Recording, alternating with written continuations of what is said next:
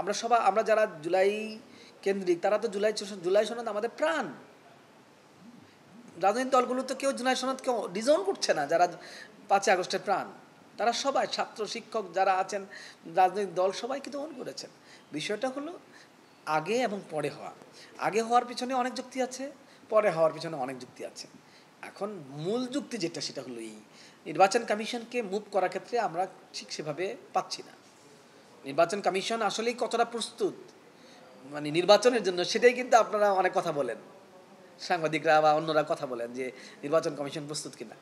আর সেখানে নির্বাচন কমিশনকে আপনি 2টা নির্বাচন করার জন্য একই সময় দায়িত্ব দিচ্ছেন। এইটা আপনি জেনে বুঝে দেখেন আসলে প্রস্তুত কিনা একটা। দ্বিতীয়ত হলো সরকারের যে নিরাপত্তায়ন বা নাগরিকের নিরাপত্তায়ন নিয়ে কিন্তু আপনারা কথা বলেন, আপনারা নানান ধরনের পরিসংখ্যান নিয়ে আসতেছেন।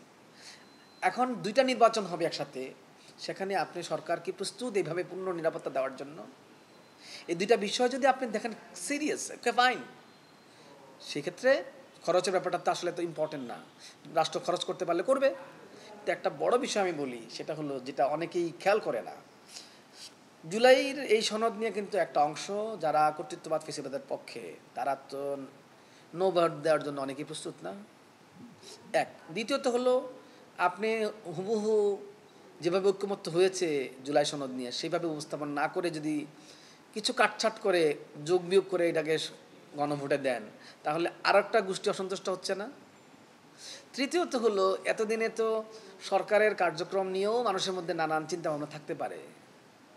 এই অবস্থায় আপনি জুলাই সনদকে যদি আগে দিয়ে দেন গণভোটে, এবং এক্ষেত্রে মানে ঐক্যমত্য কমিশনের সভাপতি যেভাবে বলছেন যে না আসলে না আসবে, আমরা তো না আসার জন্য জুলাই সনদ করি নাই ভাই। আপনি এমনভাবেই জুলাই সনদ উপস্থাপন করবেন যেভাবে করলে হ্যাঁ আসবে, নাগরিকরা একমত হবে, সেই জায়গাগুলোতে ফোকাস করেন। নাগরিকরা তো এই রাষ্ট্রকে তৈরি করতে চায় নাকি? রাষ্ট্রকে তৈরি করার ব্যাপার তো একটা আছে, আর নাকি নাই? আছে। থাকলে আপনি সেই পয়েন্টগুলো আনেন যে পয়েন্টগুলো আমাদের মারাত্মক ল্যাক্স এবং আমরা একমত, সেগুলো নিয়ে আমরা শুরু করি এবং সেই জায়গাটাতে আমরা শুরু করি। আমরা যদি জুলাইয়ের ব্যাপারে হাকে প্রাধান্য না দিয়ে কাজ করি সবাই, তাহলে তো ভুল হয়ে যাবে মারাত্মক। আমি ঐক্যমত্য কমিশনের আলাপ আলোচনাতে কিন্তু আমি হতাশ, কারণ তারা বলছে না আসলে না আসবে। 4 গুণ শক্তিশালী এনজাইম ও অধিক ফেনা সমৃদ্ধ অরিক্স সিলভার ওয়াশ মাত্র 70 টাকায়। জনগণের প্রতি আস্থা রাখবেন। হ্যাঁ, আমরা জনগণের প্রতি আস্থা রাখছি, তো জনগণেরও তো কিছু ডিমান্ড আছে যেগুলো রাষ্ট্র সংস্কারের ক্ষেত্রে নাকি নাই, আছে তো। তো সেই ডিমান্ডগুলোকে আমরা প্রায়োরিটি দিলে কি না আসবে কেন? এটা তো হ্যাঁ আসারই কথা। বাংলাদেশের 80-70% 90% মানুষ তো আমি মনে করি কমপক্ষে একটি মানুষ চায় যে রাষ্ট্র চলছে রাষ্ট্র চলতে দেওয়া যায় না, রাষ্ট্রের পরিবর্তন দরকার। হ্যাঁ, একটা অংশ যারা কর্তৃত্ববাদ ফেসিবাদের পক্ষে তারা জুলাই সনদকে এই সরকারের সাথে অ্যাটাচ করে যদি চিন্তা করে, সেক্ষেত্রে হয়তো কেউ নো ভোট দিতে পারে, অল্প কিছু 10% 15% লোক। তো আপনার কাছে তো আরও 80% লোক আছে, আপনি ওই 80% লোককে সংস্কারের পক্ষে আনেন না কেন? সেখানে বিভেদ তৈরি করবেন কী কারণে?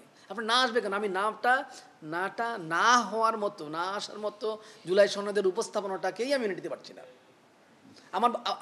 আমি এটা খুবই আমি এক ধরনের হতাশ এবং বিরক্ত যে ঐক্যমত্য কমিশন কি করে, হ্যাঁ চিলিতে হয়েছে, তা আপনি চিলির অভিজ্ঞতা নিয়ে এমনভাবে উপস্থাপন করেন যেটা মানুষ চাচ্ছে। মানুষ কি কিছু চায় না? রাষ্ট্রের পরিবর্তন চায় না, মানুষ চাচ্ছে তো, সেই পরিবর্তনটা আপনি উপস্থাপন করলে সেটা না করে যদি আপনি মানুষের আকাঙ্ক্ষা বুঝতে না পারেন, ঐক্যমত্য কমিশন যদি মানুষের আকাঙ্ক্ষা বুঝতে না পারে, মানুষের ডিমান্ড বুঝতে না পারে, এটা কি দায় ঐক্যমত্য কমিশনের পড়বে না? প্লিজ ঐক্যমত্য কমিশনের পড়বে কিনা বলেন আপনি। এতগুলো নোট অফ ডিসেন্ট নিয়ে কিভাবে মানুষের কাছে আসলে আপনি এতগুলো নোট অফ ডিসেন্ট যাচ্ছেন কেন? তাহলে তো থাকি না কেন? আপনি অনেক বিষয়ে প্রায় 62টা বিষয়ে একমত হয়েছেন না? আমার তো সংবিধান সংস্কার ইস্যুতে আমার ইস্যু হচ্ছে 48টা মধ্যে আমার 26টা নোট অফ ডিসেন্ট রয়েছে। হ্যাঁ 26টা, তাহলে আপনি 26টা বিষয় নিয়ে আবার আলাপ করেন। আপনি এখনই তো সব কিছু শেষ করতে হচ্ছে না, আলাপ আপনি চালা যেতে পারেন। এবং এই বিষয়টাতে কী বা প্রক্রিয়া, একদিন মাত্র আছে কমিশন, না কী প্রক্রিয়া আপনি দিবেন এই নিয়ে রাজনৈতিক কথা বলেন যে আপনারা যে 26টা বিষয় খালি আমাকে দিতে বলছেন, আমরা কি এটা নিয়েই গণভোটে যাবো? এটা কি গণভোটে যাওয়া যায়? এটা কি হয়েছে? রাজনৈতিক দল প্রশ্ন করেন যে ভাই এটা কি হয়েছে? এটা কি গণভোটে যাওয়ার মতো হয়েছে? এটা কি কোনো মৌলিক সংস্কার?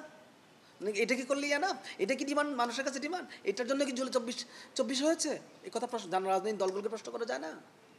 যদি মৌলিক কোনো জায়গায় রাজনৈতিক দলগুলো বিভেদ দিয়ে থাকে, নোট অফ ডিসেন্ট দিয়ে থাকে, তাহলে তাকে উইথড্র করতে হবে, কারণ রাষ্ট্রের নাগরিকের ডিমান্ড যে বুঝবে না সেই তো হারিয়ে যাবে। এই জন্য আমি দেখছি ঐক্যমত্য কমিশনও নাগরিকের ডিমান্ড বুঝছে কিনা আমার প্রশ্ন আসছে, আমি রাজনৈতিক দলগুলো নাগরিকের ডিমান্ড বুঝতেছি কিনা সেটা আমার প্রশ্ন আসতেছে। প্রত্যেকের জন্য নিজস্ব ভিশন এবং রাজনৈতিক প্রতিনিধি থাকবে, কিন্তু রাজনৈতিক দলগুলোকে রাষ্ট্রের ব্যাপারে, বাংলাদেশের ব্যাপারে একমত হতে হবে। আমার সবার আগে মনে রাখতে হবে এই দেশটাকে আর কতবার আপনি ঝুঁকির মধ্যে ফেলবেন, নাগরিকরা আর কতবার আপনি কষ্টের মধ্যে, ত্যাগের মধ্যে ফেলবেন। আপনাকে একটা জায়গায় থামতে হবে না, ফুল স্টপ দিতে হবে না। অনেক হয়েছে বাংলাদেশের লড়াইটের, বাংলাদেশের মানুষের লড়াইয়ের ইতিহাস অনেক হয়েছে। এখন বাংলাদেশের মানুষ চায় একটা রাষ্ট্র, যে রাষ্ট্র তার নিজেরকে সার্ভ করবে, যে রাষ্ট্র নাগরিকের হয়ে উঠবে। নাগরিক রাষ্ট্র প্রতিষ্ঠা করার ক্ষেত্রে জুলাই সনদের দায় আছে, নাগরিকের রাষ্ট্র প্রতিষ্ঠা করার ক্ষেত্রে রাজনৈতিক দলগুলো দায় আছে, নাগরিকের রাষ্ট্র প্রতিষ্ঠা করার ক্ষেত্রে সরকার, এই সরকারের অন্তর্বর্তী সরকারের দায় আছে। সুতরাং আপনারা প্রত্যেকেই এই দায় ফুলফিল করতে না পারলে কিন্তু আগামীর ভবিষ্যতের কাছে আপনারা দায়বদ্ধ থাকবেন।